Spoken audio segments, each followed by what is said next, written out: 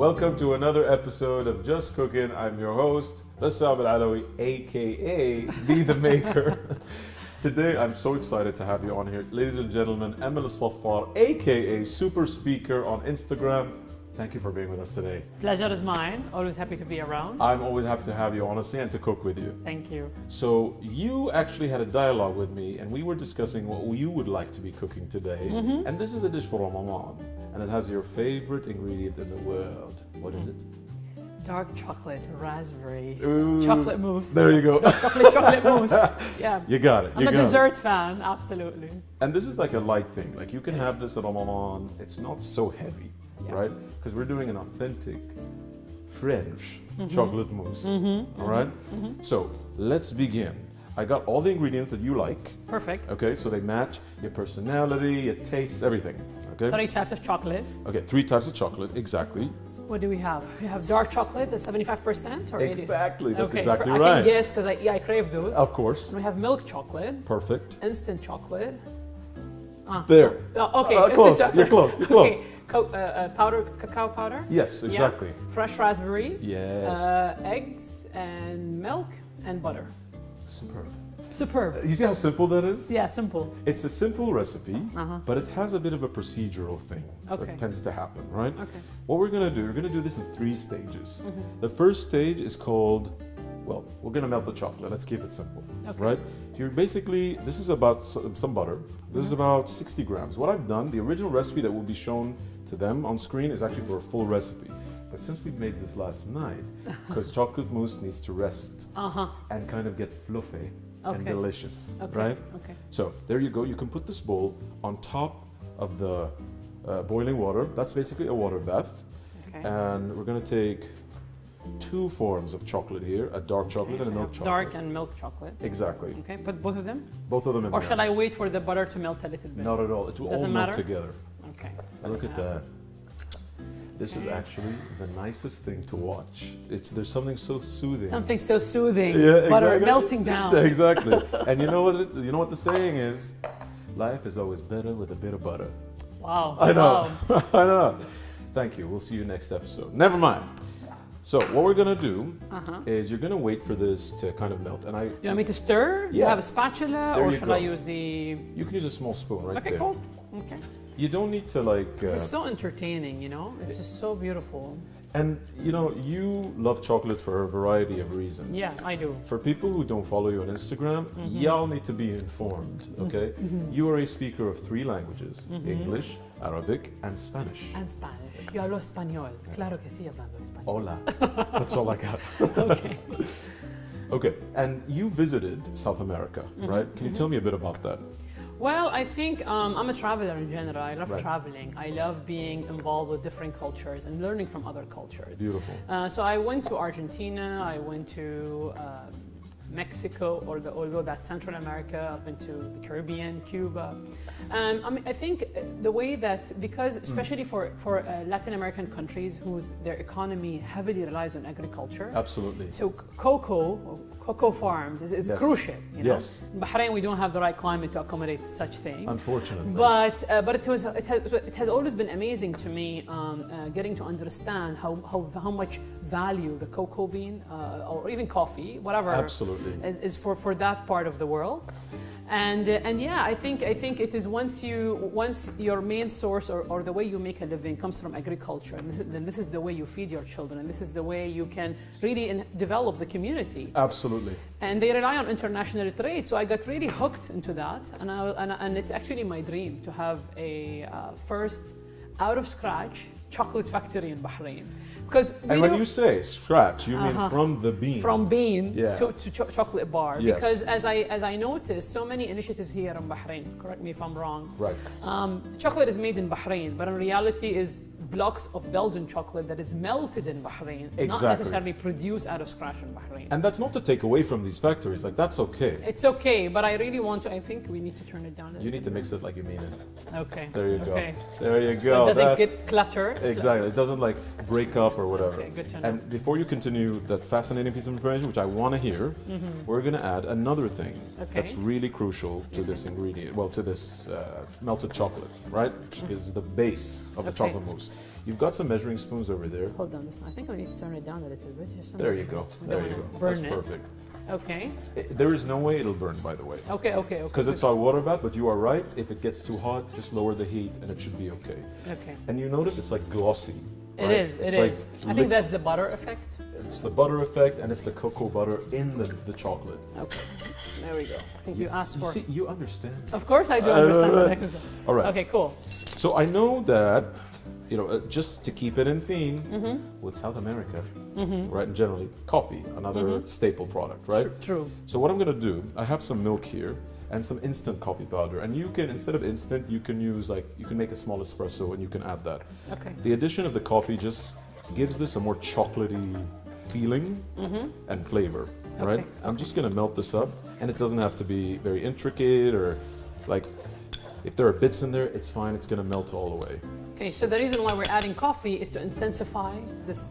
Exactly. Okay. You want like a really nice, rich chocolate flavor. And coffee, because it has the same aroma chemicals and general chemicals as so cocoa. it kind of feeds in the same texture. Exactly. Texture, flavor. It's brilliant. Okay. All right. Are we good? We're good. Enough stirring? Enough stirring, but there's more stirring to come, ladies and gentlemen. Shall we turn it off? No. Okay. Let it go. Ooh. And we'll set it to the side, right? Okay, I cool. can't feel my fingers because I've burned half of them. Okay. So what we're going to do now, and this is a bit of a finicky process. Okay. Now the original recipe calls for 4 egg yolks and 4 egg whites, but since we're doing, you know, we've already pre-prepared everything, we're doing half the recipe today, right?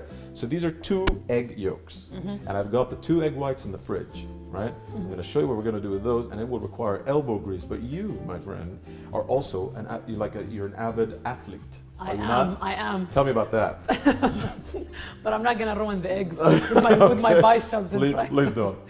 Okay, all right. So the reason why we are doing the what do you call that? The fluffy texture for the chocolate mousse. And it has a fun name too. What in is it? French it's sabayon, but in Italian it's zabaglione. Zabaglione. Exactly. Zabaglione. You need to add the tone. Zabaglione. Okay. There you go. Go ahead. And if you want to know how to make this, we made it before when we made a tiramisu. It's the same thing. Okay. So what I'm going to do is add sugar. all the sugar. That's about to the camera. Yeah, there you sugar with egg yolk. Can you see it, ladies and gentlemen? Come on. Anyway. All right. Okay. And what you're going to do is you're going to take one of these whisks. Any one you like. Which one do you like? I like this one. There you go. This one. And you're going to just mix this up before you put it on the heat. Okay. Now, as soon as this goes on the heat, you need to make sure you continuously mix it. Okay. All okay. right? Okay. Okay. There you go. And what's going to happen is you're going to whip up air right, into this mix. Okay. And the sugar will dissolve with the heat. Hold on. How Let me you give this properly. There you go. I've chosen really tiny bowls, ladies and gentlemen. I am so sorry. No, you're fine. Because since this is a half portion, if you use a big bowl, it's just a lot of waste, right? I agree. So now you said the sugar is dissolving automatically. Shall I put it on the hot water? Exactly. Now is the right time. But I have to keep on stirring, right? Please. But it needs to be a little bit maintained because I think this one needs to be fixed, but I can handle it, I believe. If you want a towel, I have one. No, it's fine. Because we prepared. So far, it's okay. Anyway, shall we continue the story of my relationship with chocolate and I want to know about South America specifically. Yeah, South America. It got my heart. I love South America. I love dealing with, you know, you really get to, what I learned through my travels at least, appreciating what you have as Bahraini or like living in this part of the world versus what other people are going through. Absolutely. This is literally their main source of making, this is the way they make a living, you know? They work at the farm. And they rely on the earth. And exactly. And I saw this not just in South America, but also in Africa. Because if you may not know, or many people maybe don't know, the best quality of chocolate, of cocoa, you know this. I do. Comes from Africa, specifically Ghana and the Ivory Coast. Sahel al-Auj. Okay. Exactly. But there is or a lot the of Côte d'Ivoire. Right. But there is a lot of fair trade issues. They don't get fairly compensated, and it's really difficult for me to see a farmer who spends, you know, his whole life in the farm with his children to get the best quality for the big giant chocolate companies around the world. Not mentioning names. You know who you are. Not you mentioning know who names. you are. And it's really important for those to be fair traded. This is why I'm very passionate about this. So there is the economic element, there is the agriculture element, there is the sustainable development element, and there is also the food element. It's really important. So I'm very passionate about this. Hopefully one day if I set up my own. And I'm sure you will, because you are passionate about it, and you have been to these countries. You've also been to Tanzania. I did. Yes, exactly. I was in Tanzania 6 years ago. Beautiful. And yeah, but I didn't get to visit the cocoa farms or cacao farms. But it was mainly coffee, the Arabica coffee. And did your arm get as tired as it is now when you went to Tanzania? I'm trying. Maybe I should use my left there hand. There you go. You're doing a phenomenal job. Really? You can see that, right? If you raise up the whisk, look at that ribbon. So that's the texture we're looking for, exactly. You're actually, I think you're good to go. Yeah. So yeah, tell me about Tanzania. We're going to, by the way, add this to the chocolate. Perfect. All right. Tanzania, the main reason I went to Kilimanjaro to summit the Kilimanjaro mountains. Right. But you know, I cannot stick only to one thing. I had to do some cultural tours and safari and visits. You weren't just in Kilimanjaro. You were actually one of the first women in Bahrain to go to the Arctic and the Antarctic. Right. There wasn't food there. No, there were. It's a harsh desert. But there were penguins. There were penguins, yeah. Okay. Okay. As you tell me the story, you can. This is the chocolate. Perfect. You can come next to me right here. Perfect. And I will add. Take a little spoon right here. I'm going to add this, what we call a sabayon or zabaglione. Zabaglione. There you go. You didn't tell me this before. Maybe I'm saying it in a very weird way. No, you're not. You're actually saying it perfectly better than I am. I butchered the language, ladies and gentlemen. Okay. I butchered the language. I did indeed. So what this does, by the way, it adds body and allows the egg to set the mousse. Oh. Right? Otherwise, it'll just be like a hot mess, literally. I see. Right? I want to use all those bits. Okay? And when we're back, ladies and gentlemen, we will continue to talk about your adventures. Absolutely. Because as I'm making this, I'm like transported to the places you've been. When we're back, you can already visualize. Exactly. And we'll talk to you more about that when we're back. Basically, you've mixed up the chocolate and it's like super smooth, right? What I'm gonna do is those 2 eggs right there, I took away the egg whites, right? And I put them in the fridge because it's better to beat egg whites when they're cold, right? And I'm gonna start the process.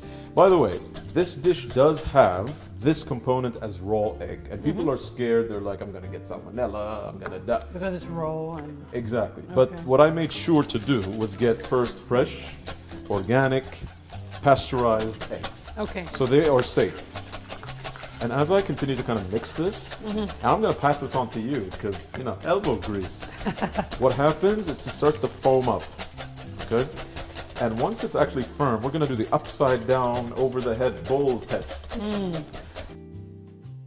So basically, the meringue has formed. Perfect. And we are going to do the upside down bowl test. God help me. Come on. Okay. Can I put this on your... Please, go ahead. Keep it. There you go. Nothing happened. That's a perfectly formed meringue. And now, I think this is actually a fun part. What I'm going to do is I'm going to set this aside, and I'm going to add this in thirds, right? Okay. 1, 2, 3. Okay. What you're going to do is you can use the spoon to kind of whip it in. Like you're going to fold it in. Okay. Right? Like so. You're going to give this... You're going to add air into this, and it's going to make it delicious. I think momentum is key here. It is. It is. So I'm going to add, this is number 1. And you're going to fold it exactly. Perfect. You're a natural. Where'd you study? Paris? Yes, okay. So yeah, you were telling me about Colombia, and that you didn't have the chance to visit, but it's on your bucket list. It's on my bucket list to do a Latin America tour. And you do take people with you when you travel. Yeah, it depends. Right. Those trips I did them solo, just by myself, nice. and I met an international team. I was the only Bahraini among them. But you spoke Spanish. Yeah, it was at the time my Spanish was not that good. But I mean, but when I went to Mexico 3 years ago, Cuba, I was, as you said, a natural. I felt I'm Cuban. They were like, "Hola, Amal, are you?" Especially because the Caribbean part, right? The skin tone. Yeah, so it was beautiful, and I think that's language is key. I'm very passionate about language. This is why, and also public speaking. And you teach language. I teach public speaking, particularly now in English. If anyone is interested in Spanish, that should be next stage. But I do teach public speaking in English, and as I said, communication, language is key. Right. Can you imagine how much, or there is high potential for you to be scammed just when you're traveling, you don't speak the language of that country. Exactly. But when you show up and then, oh, I speak your language, you immediately get a sense of respect from the local culture. Not really respect, but at the same time, there's so much. It kind of breaks the ice. True. Oh, you're from the Middle East. You're from and Bahrain. They appreciate that. They appreciate, but how can you speak our language? And I think it really helps building bridges, at the same time breaking down misunderstanding. Now, in terms of building bridges, this is something that you are passionate about. You love interacting with the international community. Absolutely. Okay, but before we talk about that, ladies and gentlemen, look at that. That's perfecto. Perfect. What we're gonna do is simply put it in small bowls. Exactly. Try and pour these as equally as you can. I have 3 Do we need more air, or it's good? It's perfect. You're good. Enough with the air. Okay, calm down. Okay. It's done. Yeah. Okay, shall I pour some? Pour away. Pour. So here and you can see that the texture has lightened considerably, right? That's the mousse part of the chocolate mousse. That's what makes it super light. The trick now is to rest it in the fridge. For how long? Minimum 4 hours, best is 24 hours before you put any of the fun stuff on there. Okay. Right? Okay. And what we're gonna do is, I've prepared even larger bowls than this. Okay. I'm gonna bring those out. But before that, we're gonna prepare a raspberry coulis. Coulis, okay. Which is just a fancy saying of raspberry sauce. Okay. All right. So I make sure to distribute that equally among the 3 bowls. This is perfectly distributed. Okay, perfect. I'm being you professional. Exactly. Okay, I think. So basically, you've plated those beautiful little pots of chocolate mousse, right? Cool. But I know, and you have informed me in no uncertain terms, that one of your favorite fruits with chocolate. Raspberries. People do orange and chocolate. Gross. Chili and chocolate. Gross. I love chili and chocolate. No, gross. Okay. Anyway, I love raspberries. In Spanish, frambuesas. In French, framboise. In Italian, lamponi. There you go. We have the whole UN here. You know how I learned those names? Yes. Especially in Italy, I love the gelato shops. Good. I'm a big ice cream fan. The best. Big ice cream fan. Florentine gelato is really good. So when I go, I read the names in Italian. So I was like, what is this? Nocciola. Like Nutella. It's really funny if you actually went in there and kept, they kept asking, what do you want? And you're like, chocolate. Chocolate. Fondetti. Dark chocolate. I would kick you out at that point. I'd be like, order already. Who are you? All right. Anyway, okay, so what are we doing now? We're going to do what was the name of it again? It's called a coulis, but it's basically raspberry sauce. Raspberry sauce. Okay, right? Shall I pour the whole thing? Add the whole thing. But first I have to try one. Try one. How's it? Fantastic. Sure. And we're using freshly sanitized hands, ladies and gentlemen. Freshly sanitized hands. There you go. Now, this is on the heat, right? Okay, shall I stir or wait? You can actually break them up now with that wooden spoon. Okay. All right? What I'm going to add So it's only water, right? Just water. You just want to give it a bit of sauciness, right? Okay. And then I have some sugar. This is white sugar. If you don't want sugar, you can use honey, maple syrup, brown sugar, cane sugar, jaggery sugar, any kind of sugar you want. Okay? But I'm using white sugar. It's sweetener. Just stevia. Yeah. Okay. There you go. Okay. So you're just gonna mix that up, mash that up. You want that color to come out, right? Yeah. So it will. I assume it will give a look like a jam. Like a syrupy. Syrupy. Yeah. Okay. Jam. That jamminess comes from the pectin that is naturally present in raspberries. It gives it that like glossy. Are you a chemist? I love chemistry, ladies and gentlemen. Everything he explains to me, he gives me the chemical reasoning behind. And she's like, I don't care, just feed me. All right. That's also true. Very true. So what I want you to do now is you have a lemon over there and a microplane. Okay, perfect. Right? Cut in half? Before you do, take that microplane and kind of grate it, and be careful, that's sharp. There, it's really sharp. Okay, so the reason why we are adding some of the lemon skin, or what do you call it? Lemon skin. Yeah. Is because it kind of enriches the flavor. That's exactly right. Accentuates the flavor. Exactly. The intensity of the flavor. Indeed. Oh my God. We should play Scrabble together. Is this a vocabulary? It is kind of. Okay. So you're adding that, and it gives it that freshness, that brightness that you want. And we're going to add a bit of that lemon juice as well, just for some acidity. So for now, I think we're good. Yes. Do I need more? I think it's good. No, you're good. This is a bit intensive. Can't you smell it? I can. That's an indication. Definitely, I can smell it. Right. But let me just, can I have a spoon, please? Sure, there you go. You want to do the right thing. You don't want to waste that skin. Exactly. There you go. Okay. All right. And what's going to happen now is you're going to bring it to a boil, right? And you're going to use the little wooden spoon there to kind of break it up. Okay. Now, the thing with this dish, I have decided to add some whipped cream on top. Okay. And I've taken some additional raspberries and I've stuck them in the freezer. Okay. Because I want them to be nice and firm. So for decorative purposes. Exactly. When we come back, I'm going to be whipping up that cream. Okay. This will be done and we can actually plate. So we are back. Let me do it this time. You do it. You do it. We are back to the final scene. Let's put it that way. Maybe. Sure. In our telenovela. Telenovela is a soap opera, a Mexican soap opera. They take forever. What she said. 300 episodes. Anyway. Guadalupe and Maria and all of them.